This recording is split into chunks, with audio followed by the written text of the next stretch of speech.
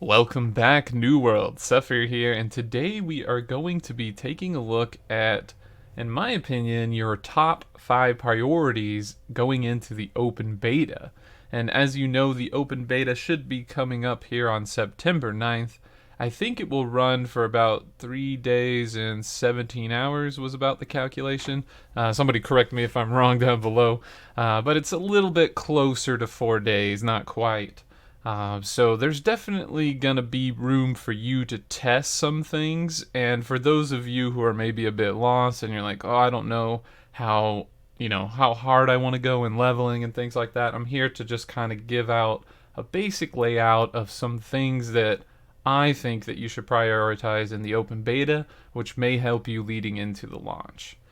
So with that said, we will go ahead and jump right into it. And the first tip, or I guess priority, that I would say would be to get your leveling route solid, your starting leveling route, right? So this is going to be from levels 1 to 10, as you can see like on screen here, this early kind of area.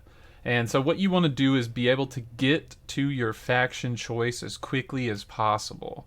And that's just going to be a lot of running from main quest A to B, right? Skipping everything else along the way. Don't try to do too much outside of side quests. Just get from A to B, get to level 9 or 10 or whatever that may be, and pick your faction. And the tie-in to that after would be figure out your game plan after that. Are you a solo player? If so, then you don't have to worry too much. Keep doing that quest line, find your spots that work for you, and do your thing, right? But if you're planning to play with friends or company members, you need to figure out how to get everyone in the same area. I would recommend Windsward for that meeting up area, since you have to go there for the old man quest for the main quest line anyways. So you might as well meet up there after everybody spawns in their different locations and gets to the faction choice on that mission. From that point on, you can kind of go into being around in the same area, hitting up some of the leveling quests, maybe some of the PvP missions, maybe some of the town board, and just various things like that to get you guys up to that first point in which you can actually group together. And that's going to be level 23 with the Amarine dungeon unlock. So making a good game plan around that will go a long way. I do believe that playing with groups, and especially doing repeatable dungeon quests like the Barkamedes quest outside of Amarine, is a very, very fast and viable way to level. It's also a great way to just actually play with your friends instead of just playing alone in the forest. The best part about that repeatable quest is that you can actually do it multiple times. During one run, not a lot of people know this, but you get the 3 bones and you can walk out of the Amarine dungeon, turn it in, and come back in and get almost another full set of bones. So basically this will allow you to do a quest turn in about 1.75 times every run. So you can see that XP will add up, as it is quite a lot for that one. So the number 2 tip I have going in here is going to be mastering your movement mechanics. And as you can see, I probably do roll around here a bit and I'm switching weapons. So this is a basic movement mechanic with light armor, and this is something I would recommend for leveling. When I say light armor too, I don't just mean wear nothing but light armor. Wear the heaviest armor you can get that still keeps you in the light armor category. As you can see in the top left there, it's 12.6 out of 50. That's still considered light. If I put one on, it goes to medium, and then I'm putting off some of that gear in order to get back to light. And the reason I want that is for the roll. The roll gives you a lot of distance. It actually cuts your travel time in half almost. So being able to roll and weapon swap to cancel that stopped animation and continue on smoothly is going to speed up your leveling process, especially getting you from, once again, point A to point B very quickly. It's really going to save you time, and coupled with some other mechanics too, like using and leveling weapons that maybe you're not going to play with as a main weapon, but you want to get them up enough for their movement mechanic. These would be weapons like the Fire Staff with Burnout. If you get that to about level 5 or 6, you can get max rank Burnout. So you can put that on when you know you're traveling a far distance, and you can use the cooldown to get extra distance gained. The Great Axe is also good at this with the charge ability, and that one is accessed at about like level 2 on the weapon, I think. So you can get that one really early. And then there is also some really good ones, like the Hatchet has Berserk, which lets you run fast. I'm not sure exactly the level you have to get for that one to really fully unlock that Berserk running speed, but it is quite quick for sure. Rapier is also an honorable mention, as you can use its, I think it's called Fletch, I believe, where you dash forward and you can actually reset on animals, like small animals like rabbits and stuff. So you can do a double Fletch forward and kind of get more movement distance with that. So keep that in mind. Master movement mechanics so that you can cut that like 10-minute walk across the place for the quest into a 5-minute walk, and it's definitely going to save you and your group a lot of time. The third tip is going to be check in with your company. What's your company's plan? How does that interact with your leveling? Every company is going to have to pull the resources and gold together to get that first town claim, and figuring out how that works with your plan and how you're balancing side quests and the main quest to contribute gold versus just straight leveling is going to be something that you should look into. Are you a PvP company? Are you looking to be aggressive off the start? Are you just looking to play a passive game, an economic game where you buy a lot of the territories? Figure out what it is that your company is doing and make sure that that is taken into account when you're doing these leveling zones and going along your way, right? So the next one that we're going to have is going to be priority number 4, learning the main story or main quest line path is going to be very important.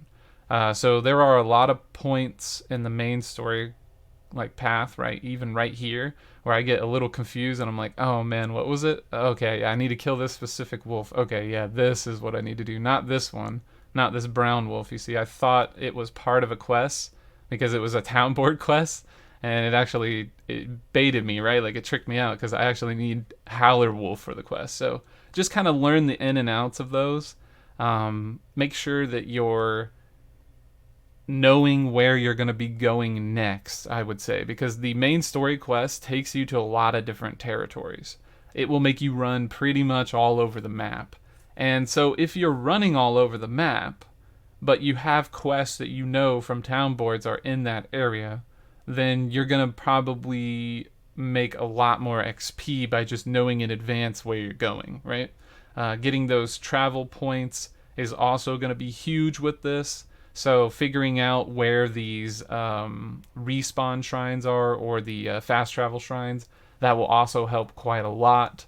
And just getting these town unlock points is also very big. So once again, just familiarize yourself with the quests early, especially. You don't need to level too hard. I would say that since we only have like 3 to 4 days roughly with this beta, leveling to 60 is not a good idea. Definitely not. I would for sure focus on like getting to like level 23 and just being able to do some of the dungeon content, and maybe a little beyond that if you want. Just kind of play around with the things that you feel are necessary, but really nailing down that main story quest line so that you're not confused, you're not lost, and you know how to get out of those early territories so that you can just enter the quest lines where it's just like, okay, go to this dungeon, right? And those are the obvious ones because like that's pretty easy to find, right? So learn the little nuances. The next one is going to be the final one, actually, which is just going to be priority number 5. Just make friends and socialize within the game.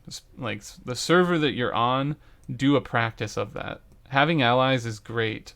Making enemies, not so great, but also could be fun along the way. So if you want to make some rivals and stuff like that, it's always good to get your name out there, to start participating in things, especially wars. If you're one of those people who wants to be chosen, start making a name for yourself, and really just interacting with the other guilds in your faction is going to be big, because there may come a point where you need to rely on them. And I think politics in this game is very huge. I think that if the server is with you and your taxes are nice and people like have a positive opinion on you, it's gonna help you. It's gonna reflect. But if you're the guy that's you're playing the bad guy role and your taxes are on extreme and you're just talking trash in chat, and all the guilds are like, man, I don't like this guy talking trash. They're gonna come up with a plan to deal with you, and they're gonna take your territory. And hopefully you got the skills to back it up if that's the route you want to play. But a little bit of networking, a little bit of socialization, and a little bit of politics goes a long way. You never know when a trusted ally could really be there for you on that time of your need. Like maybe your people DC and you don't have enough for the fort defense, or the invasion's at a weird time and you need to rely on another member of your faction to come help you and get your back, and you need someone that you know is gonna really fight for you and not sandbag. It's definitely great to make those connections and just interact with the community in general. To be fair, that's kind of what MMOs are about, right? Like socializing and just kind of playing games with people that are like you, and that just having fun in general, right? So that's definitely the last tip, is just make sure you're having fun, make sure you're finding friends along the way, make sure you're finding companies, and even if they're not in your company, you can still be friends and interact with them. You can group up and do a dungeon. You can actually group up with members of the opposite faction and do a dungeon. I don't think a lot of people knew that, but if you're Marauders, you can just invite a Syndicate guy, as long as you're unflagged, or a Covenant guy, and go do a dungeon. So maybe you're up at 2 or 3 a.m. and you really want to do Garden of Genesis, but no one's on from your company. But hey, some Syndicate and some Covenant are on. Just grab them and go. Like, these things go a long way. So it's definitely nice to do those sort of things. That's pretty much it for the top 5 priorities, so to say. Some other honorable mentions would just be like, figure out what weapon you want to use, play around a little bit with that, test that out. Make sure you're on a good server for your latency, and you got your controls set up the way you want. Keybinds are important, so make sure your dodge is on a good button that you can reliably access quickly.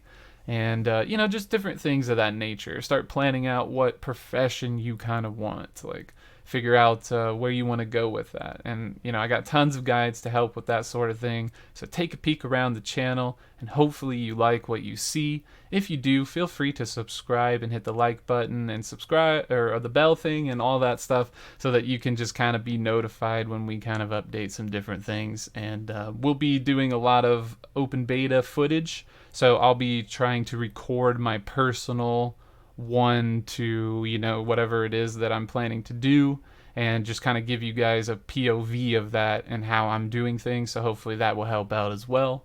And I think that's pretty much it, guys. So we'll see you in game on September 9th for the open beta. Make sure you're there and checking that out, and we'll catch you in the next video. Thanks for your time, everyone.